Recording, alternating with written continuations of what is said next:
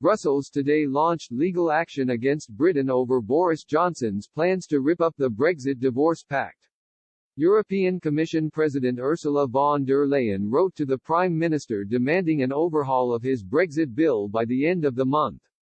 The German accused the government of being in breach of good faith commitments signed up to in last year's withdrawal agreement.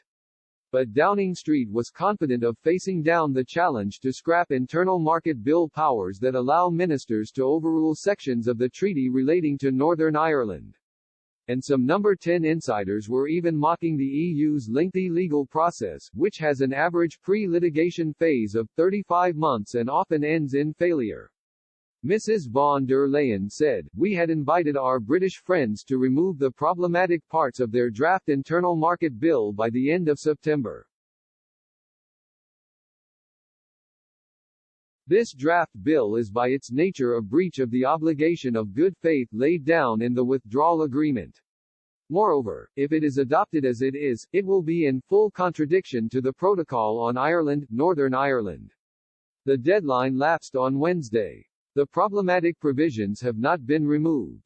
Therefore, this morning the Commission has decided to send a letter of formal notice to the UK government. This is the first step in an infringement procedure. Mrs. von der Leyen has given the government until the end of the month to respond to her order to scrap the legislation.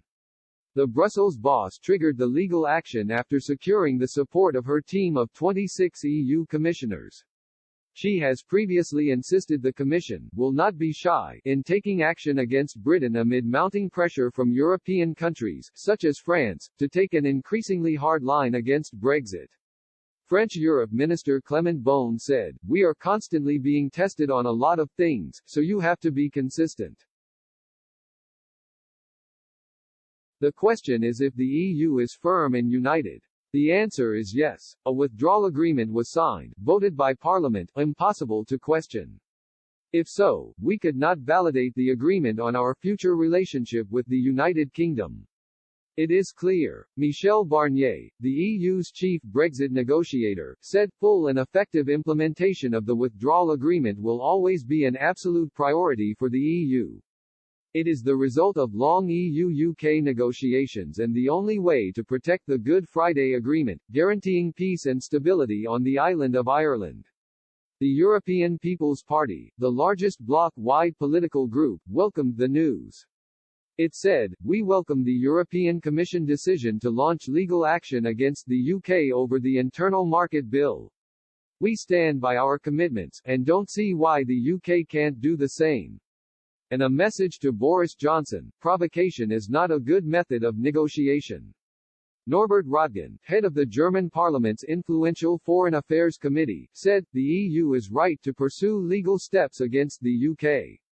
The Internal Market Bill violates existing law. Instead of creating new conflicts with regard to the Ireland question by contract, the UK should use the time left to negotiate.